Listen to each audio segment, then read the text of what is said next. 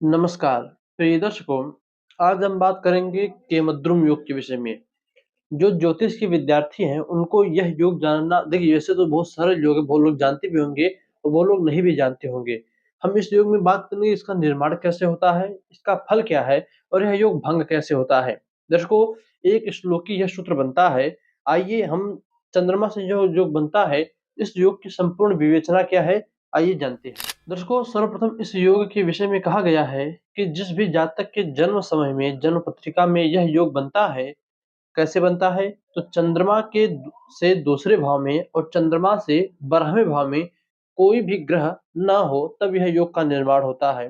और जिसकी भी कुंडली में बनता है तो ऐसा व्यक्ति मानसिक दिक्कत, वैसे तो कहा गया है कि यदि वह इंद्र का ही पुत्र क्यों ना हो, जयंत ही क्यों ना हो, वह जयंत भी अपने सिंहासन को छोड़कर, राजपाट को छोड़कर इस धरती पर इतर भ्रमण करता है, एक जगह से दूसरी जगह घूमते रहता है और दुख, दारिद्र इत्यादि मानसिक कष्टों को, दैहिक, दैविक, भौतिक तीनों तापों को भोगते रहता है। कहने का मतलब है जिसकी भी जन्म कुंडली में यह केमद्रुम योग बनता है, उसे जो है आजीवन मानसिक दुख तो झेलना ही पड़ता है, साथ ही साथ पारिवारिक जनों का क्लेश, पड़ोसियों का क्लेश, सभी लोगों की दिक्कतें उस व्यक्ति के ऊपर जरूर आती है।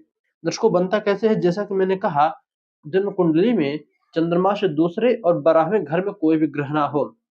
तो आप जन्म कुंडली में सर्वप्रथम देखिए कि चंद्रमा आपकी कुंडली में है कहाँ। मान लीजिए हमारी जन्म कुंडली में चंद्रमा 10वें घर में है। आप अपनी जन्म कुंडली में देखिए चंद्रमा किस जगह पर, मून जो है किस जगह पर बैठा है। अब उस चंद्रमा से एक घर आगे, ठीक, और एक घर पीछे कोई भी ग्रह न बैठा हो। एक घर मतलब 12वां होता है, आप यहाँ से गिनोगे तो 1 2, दूसरा घर 3 4 5 6 7 8 9 10 11 और 12।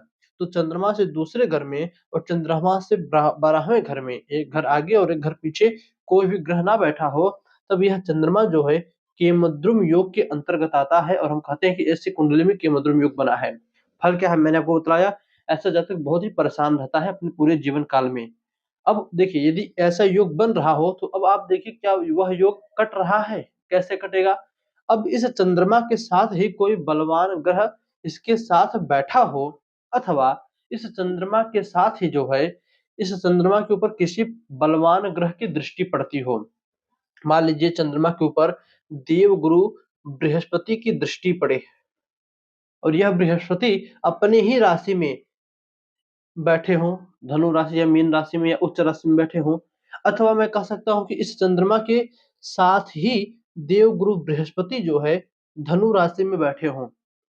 बलवान ग्रह, चाहे शुभ ग्रह हो, पाप ग्रह नहीं होना चाहिए, शुभ ग्रह देवगुरु बृहस्पति, बुध ग्रह या पूर्ण चंद्रमा या शुक्र ग्रह, ये बलवान ग्रह चंद्रमा के साथ बैठे हों अथवा चंद्रमा के ऊपर इनकी दृष्टि हो, तब यह योग भंग होता है।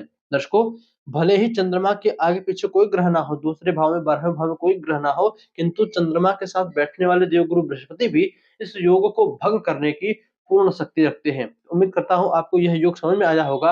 आप अपनी जन्म कुंडली में देखिए बनता है कि नहीं बनता है, और बन रहा है तो किस प्रकार से आपको फल देता है, कमेंट करके हमें अवश्य बताइएगा। साथ ही साथ इस योग से जुड़ा हुआ आपके पास कोई उपाय है, चंद्रमा का कोई उपाय है, तो कमेंट अवश्य कीजिएगा। चलिए बस आज के लिए इतना ही, इजाजत दीजिए, पुनः से मुलाकात होगी इस नए वीडियो में नए टॉपिक के साथ।